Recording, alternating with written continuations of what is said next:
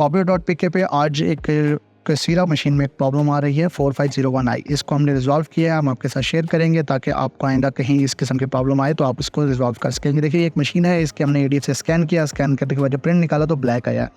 Actually ये problem जो है वो आपको सिर्फ एडीएफ से आती है, यहाँ स्कैन करने से या प्रिंट करने से नहीं आती।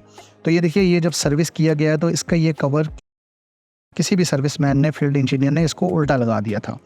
तो उसको सीधा करना ज़रूरी है। इसको सीधा करने का तरीका ये है कि जब आप इसको लगाएं तो इसके 2 एरो के निशान हैं वो आपस में आमने सामने होने चाहिए, ठीक है। उसके बाद जब हम इसको, हाँ एक चीज़ और कि जब भी आप मशीन में इसको कवर को करेंगे तो आप इसको रीसेट कर देंगे। कवर को सीधा करने के बाद मशीन को रीसेट करना बहुत ज़रूरी है।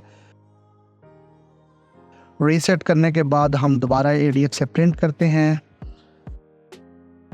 प्रिंट करने के बाद आप इसकी प्रिंट देखिए, बिल्कुल सही है, आपका फॉल्ट ट्रेस हो गया और रिजॉल्व हो गया।